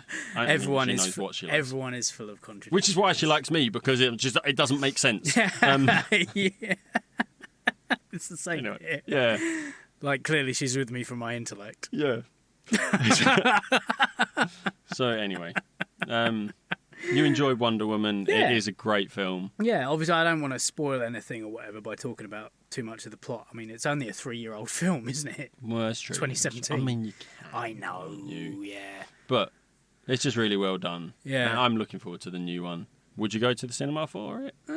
I don't know. I don't Based want on to give this the one? money. Yeah, I know. But you're going to Birds of Prey. I know. Well, I'm not going to Birds of Prey. I said that I'm tempted. You're tempted by it, yeah. Yeah, I don't know. I'm not sure. Yeah, okay. That's good. But I would be more inclined to start watching DC films again now if they were all like that. Yeah, which they're not going to be. Which they're not going to be, are they? Let's face it. My mum came home with she had a bundle of like Blu-rays. She works in a charity shop, so right. She saw some old comic book movies that she said like here's these. I don't know if you've got them. It was X-Men 3. I was like, all right. Yes, I've got that. What else did she have? She had, I think, Age of Ultron. I was like, yeah, I've got that. That's fine. What was the other? There was another Marvel one she brought in. Thor Ragnarok, I think. Oh, yeah. I believe it was Thor Ragnarok. I said, oh, no, I haven't got that one. I'll have that. And then the last one was Man of Steel, and I went, no, I haven't got it. I'll take it. Yeah, I'll take it. It's there. Yeah. I was like, no, I've got that. No, I've got that. Oh, no, I haven't got that. I'll have that one. Oh, I don't have that one. Yeah, go on then. Probably won't watch it ever. Maybe it'll be all right on a second watching, knowing what it is. Probably not though. Maybe. I don't know. Yeah. Anyway. Talking of film, it's the Oscars in 8 days. Oh yeah. And we've not done Oscar noms for the last couple of years. We did it last year. No. Hang on. Mainly because it started to get a bit silly in that, you know, we predicted everything. The fact, or you predicted the reason that we did it in the first place is to show how obvious the voting is in the Oscars. It's not going to be the best film that we'll win. No, it very rarely ever is. Oh, okay. So I don't know what categories we want to do. I've got Best Picture up here. All right. I know it's the big one. I've seen one of the films in the Best Picture category. Let's see where. We've got 1917. Right. Which is the World War One. Still haven't. I was supposed to go and see that. Ford versus Ferrari. Yeah. Joker. It's in that. Yeah. Why? Bradley Cooper. Hey. Hold on, I can't. Was he a producer? On what? Joker. Was he in it? Don't know. He wasn't in it. It must be like a director or producer thing, because he's got Bradley Cooper and then Todd Phillips next to us, which Todd Phillips was the director, was he not? Anyway, Once Upon a Time in Hollywood. Yeah. Parasite. The Irishman. Little Women, Jojo Rabbit, and Marriage Story. So I think I haven't seen 3 of them. Bloody hell. I've heard fantastic things about Jojo Rabbit. It's really good. Oh, really? You've seen it? Yeah. And it is good. Yeah, I've heard that it's really good. Irishman, is supposed to be astounding. Yeah, I mean, if you like Scorsese films... Yeah. You're going to like it. And specifically Goodfellas and Casino. Yeah. The I don't think I've seen... ones. I haven't seen Departed, Goodfellas. maybe. I've seen Casino. I've seen Departed. I loved. Yeah. So I'd probably like I think, Irishman. yeah. I mean... Although long. Yeah, you got to put aside most of an evening to watch Yeah. it, obviously. Or watch it in two goes like Daniel Son and his girlfriend did. Yeah, and like I did with Deer Hunter. I think I watched it in 3 parts. Yeah. Because it's a 3-act film. Yeah. And like that first act, hour is Jesus. just not worth watching. Once Upon a Time in Hollywood, obviously you said is really good. I fucking loved it. And I feel like I probably should see that. Joker is good. Yeah, Joker is good. It's an astounding piece of filmmaking. Yeah. But like, it's problematic. Yeah, we know that my problem. Ford versus Ferrari is a weird one to have in there because it's not really Oscar worthy. I didn't think it's really good. Yeah, but it's not I a enjoyed traditional it, but Oscar. It's, and 1917. 1917. I mean, I haven't seen it. I've heard nothing but great things. I'd want about to it. say Once Upon a Time in Hollywood would win it, but I think 1917. Yeah. Because it's historical. Exactly, and it's made by an Englishman. It's a about historical... the First World War. Yeah. It's made to look like it's one shot, and of course, oh really? Yeah.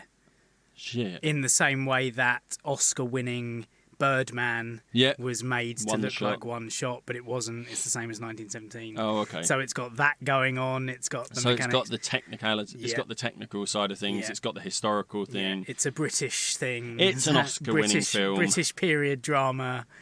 But I would say you'd want to say Scorsese or Tarantino would win it, but I mean it's a strong 1970. It's a strong set out of all of them. Top 4, you've got the 4 that should definitely win. Joker. Well, Irishman, because it's Scorsese and Yeah. it's his kind of opus looking back over a career, and it's like old people looking back to their prime and all that kind of thing that the old white men of Oscar love. Little Women, because it's historical. Again, it's like one of those classic stories that's been... And it's got Emma Watson in it. And Emma Watson, Saoirse Ronan, Emma. Who's the mother figure in it? It's Meryl Streep, isn't it? I don't know. Yeah. And Florence Pugh, who is a rising star at the moment. yeah. Like Yeah, and she's it's Greta fantastic. Actually, Gerwig as well, directing and writing. Okay, yeah. You know, Lady Bird. Yeah, won Florence a bunch. Pugh is fantastic. She's incredible. Outstanding. Isn't she? Yeah. Once Upon a Time in Hollywood is literally about Hollywood. It's Quentin's love letter to Hollywood. I feel like Little Women would be really good. Yeah, everyone who I know who's seen it reckons it's amazing. Liz loves Little Women, but she doesn't want to watch this because of one thing. Right.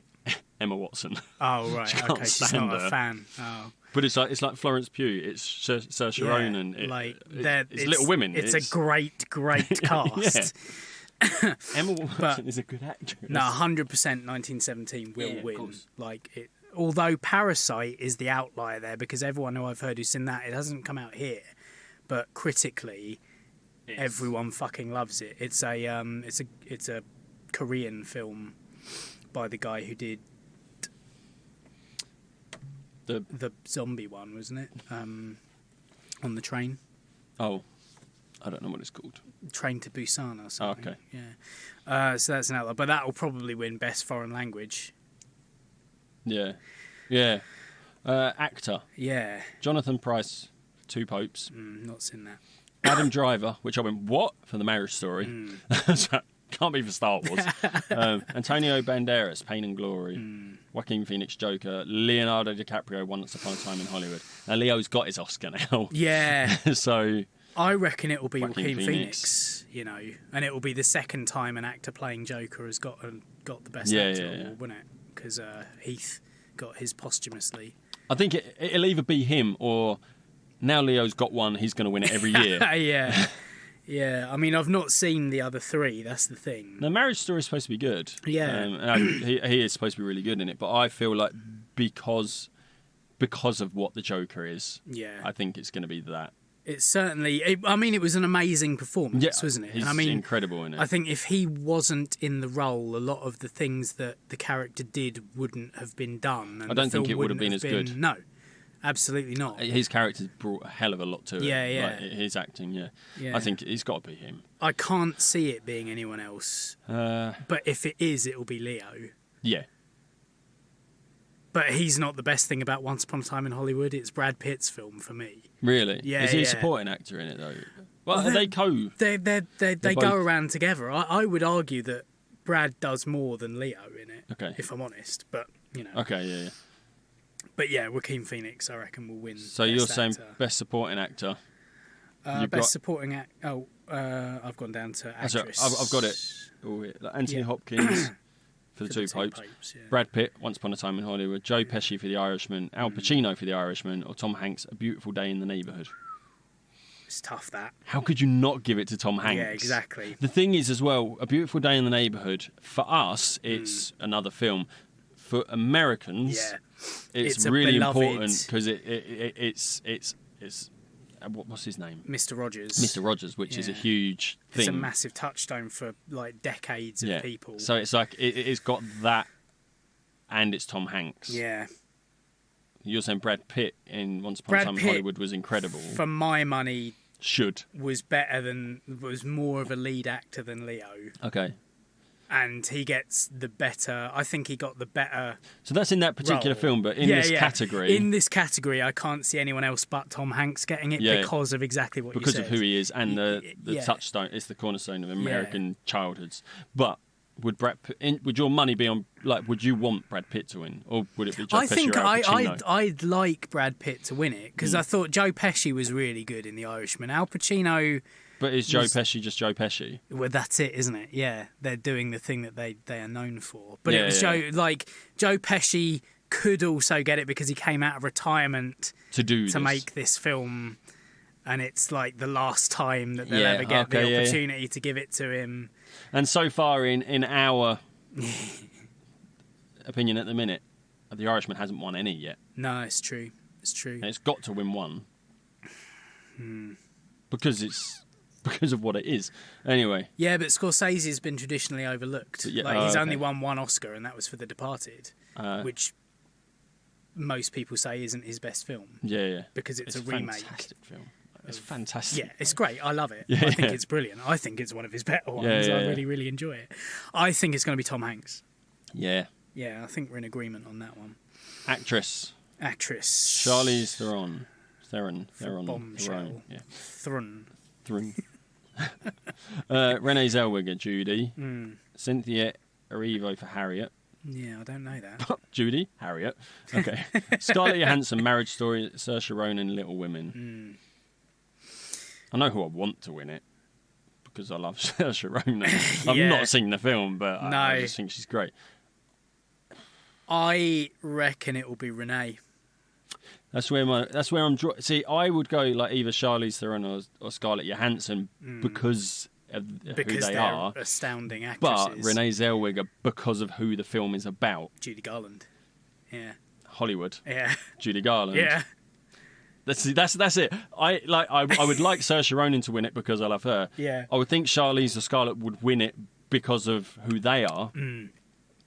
However, Renee Zellweger. Charlize has got Charlize. Oh no, because it's all white old men who are voting for it, and Bombshell is about Me Too, essentially. Yeah. It's kind of maybe it's a sort of look. We're okay. We're going to give it to them. Well, bearing in mind that up until this point there hasn't been a person of colour in any of this, and this is the first person of colour. Like, because this is the big thing. In the order we're doing it in, obviously. Yeah. But obviously, like that, it might not be on the night. No, but there's a worrying lack of diversity again in the awards this year. This is the first person of colour. Greta Gerwig has not been nominated for Best Director for Little Women. Is she not? No. Oh. There are no women in the Best Director category. Oh. Yeah. There's hardly anyone of colour in any of these lists. Wow. Yeah. It's gone way back to Oscar So White again. Wow. Despite the fact there have been brilliant films brought out. I'm just looking through this. I'm like, where? Yeah. Wow. Okay. Maybe. I don't want her to win it just like... No. But I don't think she'll win because of that. I genuinely think that you don't think she'll be the token winner? No. Well, I haven't even heard of Harriet, if I'm honest with you. No. Like, I don't know what but it's we're about. going Renee Zellweger. I'm sure she's brilliant. Yeah. Oh yeah. But Renee Zellweger's got it almost nailed down because it's about Judy Garland. Yeah. And, Hollywood loves Hollywood. Best Supporting Actress, Kathy Bates for Richard Jewell, Margot Robbie for Bombshell, Scarlett Johansson for Jojo Rabbit, Florence Pugh for Little Women, Laura Dern for Marriage Story. Laura Dern, because she's a state... No. Well, she's involved in the Oscars. Yeah, but she's not allowed... She won't be voting on her category. No. She's not allowed. But then because she's involved in it, the people who are voting... Yeah. This is a difficult one. This is a tough one. So Florence Pugh, because she's an up-and-comer, she could quite easily win it. And the same it's a way Little Women thing as well. Yeah, so if it doesn't win Best Film and Best Actress, is it going to win Best Supporting Actress for a rising star? For a rising, in the same way that what's her name, was winning everything as she was a rising star. What's her fucking name? Was in what? She was in Hunger Games. Oh, Jennifer Lawrence. Jennifer Lawrence, because I think, like, does Florence Pugh have that air about her where they'd be like, we need to nurture her, she's fantastic. Yeah. I mean, like, she was in Fighting With My Family, and now she's in Little Women, like... Yeah. I've recorded a thing that she was in called Lady Macbeth. Okay, yeah. Because she's quite a classic actor. Like, when you look at what she's done in the past, she's done a lot of... It's not Shakespeare. Yeah. It's something else, but, like, it's supposed to be astounding. Yeah. So, yeah. But anyway... and she's English, we've got to support her. Yeah, precisely. I want to say it's... Because I've heard so much about Jojo Rabbit, I want to say Scarlett Johansson would probably win it. But Margot Robbie... Her performance in it is not... Oh, really? It's not a standout. But... She's Scarlett Johansson. She's great. What's really... But Kathy Bates. Or any of these could win this. Yeah. There's a reason any of them could win it. Yeah. But... This is the toughest one to call, I think. And I really honestly don't know. I think it will either be...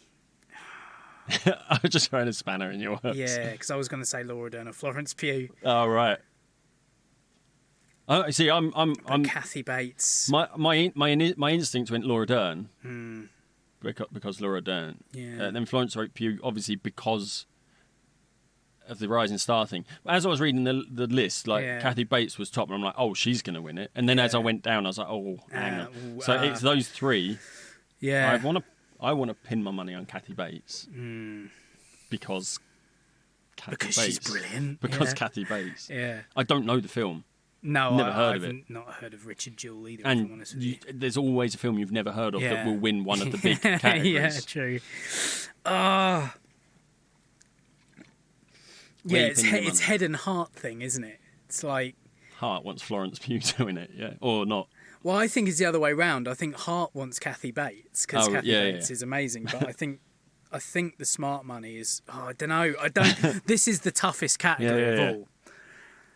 Should we just? We'll pin it on Kathy Bates. We'll say Kathy Bates, but I have it's so difficult that any of them could.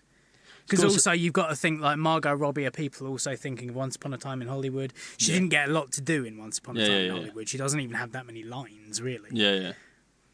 She doesn't need them. But she's not known for her acting, is she? As Jim Carrey told us. Animated. Oh, you're an animated. Oh, sorry. What's on your list? No, I'm going there. Animated. It's a weird mixture of stuff this year. It's bizarre. It's How to Train Your Dragon. Your Dragon in that category is weird. It kind of says to me that animated film this year hasn't really been great, has it? You've got How to Train Your Dragon, The Hidden World. Yeah. I Lost My Body, which... I don't know that one. I don't know it either. I think it must be foreign language. Yeah, looking at the foreign language. But it's a Netflix thing as well. I love How to Train Your Dragon films. They are great. I think they're great. They're good fun. I haven't seen this one, obviously. Toy Story 4. Toy Story 4's in there. It's a last hurrah thing, isn't it? Yeah. Because from what I've heard, it's, like you said, it's fine. It's serviceable. Unnecessary. Like, it's, you could watch it. It's a standalone thing. It shouldn't be like it's... I think the Toy Story trilogy is one of the most perfect film trilogies of all time. They ruined it by making it a saga. Or a quadrilogy. It's a side. It doesn't. It's like it's the person going, "Hey, Witcher." It's a side story. The Missing Link, which is a Leica Studios thing. They're fantastic. And they are fantastic. I've not seen it. And then Klaus, which was incredible, which we both watched over Christmas, and is incredible. It's such a nice. It's a nice film. Yeah. It's so dark, but like it starts and it seems really dark and dreary, but it's really heartwarming. Yeah. Yeah, I like it a lot. For me, your money's on Klaus. Klaus, I want it to win. Yeah. Because I've only seen 2 of them. I've seen Klaus and Toy Story 4. Yeah. And for me, Klaus is a better film. I really enjoyed it. You really enjoyed it when you watched it as well.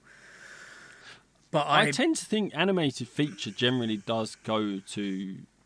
Because isn't it the people who... So in terms of best director... Yeah, it's usually voted for by directors. Yeah. So this is voted for by people who work in animation, I assume. Which I tend to think it does go to the deserving films, does it not? Yeah, unless there's a Pixar one in it. But then generally Pixar ones are top of the class but anyway. Inside Out was in Oscar? I don't know if it did win that year. I don't think Inside Out did. Excuse me, sorry. But in terms of that, deserved. Yeah. Oh, well, absolutely it did. Yeah, and most Pixar films deserve it. Yeah. You know, the really good one, like the first 3 Toy Stories probably deserved it. Yeah. WALL-E.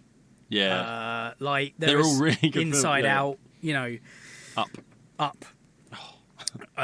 Only for the first 10 minutes alone. Yeah. Up should win. The first 10 minutes should have won Best Short. Yeah, absolutely. Yeah, because it's an encapsulated thing anyway, isn't it? Yeah. But anyway, I'm going for Klaus. I'm pinning my money. I'm wearing my heart on my sleeve on this one. Yeah. I can't say about the other 3 though. That's the thing. Yeah, because we don't know them. So no. Let's go Klaus. I don't know enough about them either to make an educated guess. I have a horrible feeling they give it to Toy Story 4. What else? What other categories do you think should go in? Oh, what one did we not? We've got cinematography, director, costume design. Do we even need to go over director with Scorsese in the running? Yeah, Scorsese for The Irishman, Todd Phillips for Joker, Sam Mendes for 1917, Quentin for Once Upon a Time in Hollywood, and Bong Joon-ho for Parasite. This is crazy though, isn't it? Because I kind of want to rule out... Todd Phillips won't get it. You don't think so? Because he's done the Hangover films. But is that not a reason to do it? Because I'm looking... Heath Ledger won for his Joker portrayal, but he'd done just like teen comedies before that. So when he stepped out of his comfort zone, he won. Also he but he also dead. died, which is a very good slight oversight on my part there. So there was no way he was winning anything ever again. So they could give it to him. Yeah. And no one could get that upset either because they're like, oh, can't look disappointed because the dead guy got it. I mean, he did deserve an award. Of course for he that did. Yeah, it was an amazing Yeah. performance. As is Joaquin Phoenix's performance, which is why I think that may be the only Oscar that Joker gets. Yeah. So Scorsese, you want to say because, like you say, his last hurrah, Scorsese sort of it's a retrospective. Yeah. As is Quentin's. Yes, this is his last one, isn't it? Is it his last one? Or has he got one more? This is the 9th film by Quentin Tarantino. I think he always said he was going to do 10. Right, yeah. Even though so this is like a look back on stuff he's done. Yeah. Okay. Well, it's not. I mean, it's looking back at the history of Hollywood. It's literally looking at the murders of Sharon Tate and Roman Polanski. Okay. And the transition from the golden age to the kind of more. Okay, so it could win because it's a retrospective of Hollywood. Yeah, it's literally about Hollywood. Okay. The history of so Hollywood. That could be why it wins. Scorsese could just be because it's Scorsese. And also, it's Quentin as well. Like the film is it's got his style all over it, but it's really effectively constructed. Whether that's directing or editing, I don't know whether he edited it anyway. But true, So Todd Phillips, you don't think he would? Only because I think he could because he steps out of his comfort zone. Yeah, but only because Scorsese, Tarantino, and Sam Mendes. This is the thing, Sam Mendes. Because of 1917. And the fact that it's filmed as though it's one continuous shot it's not one continuous shot, so there is interesting direction in there. Which is that's down to a bit of directing and photography. Yeah, director photography. But it's the construction of everything as well. But then also, like I say, Parasite has been getting rave reviews. Yeah. Again, this is quite a difficult one. But if we say Parasite's probably going to be foreign language, for film, that will be its. For best film. Yeah, best film. Yeah. Like, it's not going to win Best Picture, but it'll probably win Best Foreign Language Picture. Yeah, that's what I'm saying. Best Foreign Language Film will probably be that, and I think that will probably be its one. Yeah, because last year it was the director of Roma who won. Oh. Which Roma also won film. Oh. Yeah. So they're not against giving it to foreign directors. Oh, okay. I will probably pin it on Sam Mendes for this one. I'm going that way as well, just because I've heard nothing but greatness. And this is the thing. It's like, I think if it was Scorsese or Tarantino in this category, then one of them would win it. But I think because both of them are in it, neither of them will win it. Yeah. I think that's where I'm like. That's where my head that's where my Oscars logic is going. Yeah, I mean, it's why Pacino and Pesci won't win for supporting actor because they're both in the same film. Yeah, and you can't pick one of them. No. That's where my head's at. Yeah. That's why I'm going Sam Mendes. Yeah, I reckon you're probably right. So 1917 probably is going to be. I think it's going to be the sweep. Yeah. Not the sweep, but it'll be like score will probably be 1917. Yeah, editing. Because the score's got to. Oh no, it's not in editing. Is it Just not? look down to editing. Because it's not edited. Because it's one. Yeah. Editing. You've got Ford versus Ferrari, The Irishman, Joker, Parasite, and Jojo Rabbit. Oh wow. Interestingly. I don't know. But yeah. I think that's the main ones. I don't think we need to. Yeah, because Parasite is in international feature film as well. So it will definitely win that. Yeah.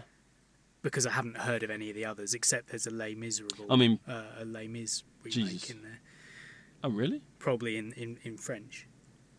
Oh. There's been a French version of Les Mis put out this year.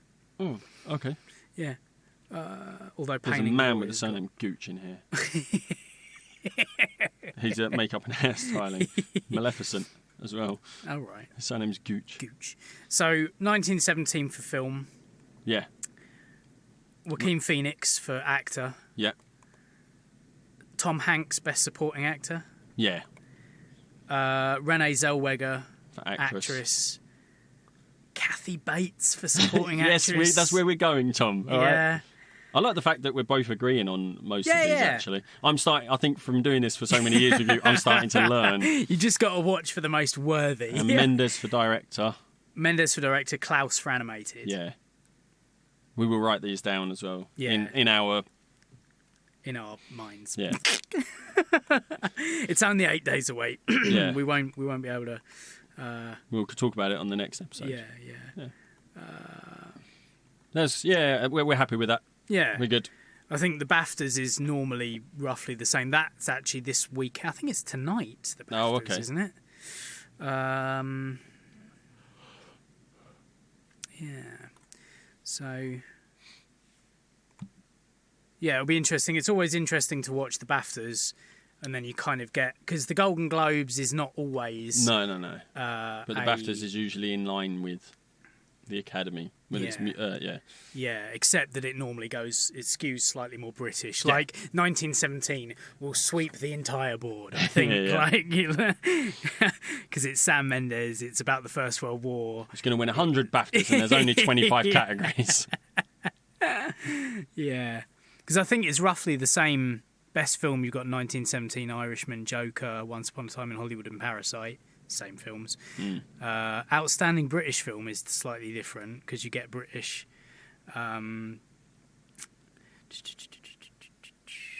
Parasite is also in the not English language. Animated film, you've got Frozen 2, which wasn't in the Oscars, Klaus, Shaun the Sheep, Farmageddon, and Toy Story 4. Wow. Yeah. I think Frozen 2 probably wasn't it because I think it has a different... probably has different cut-off. Maybe. So I think...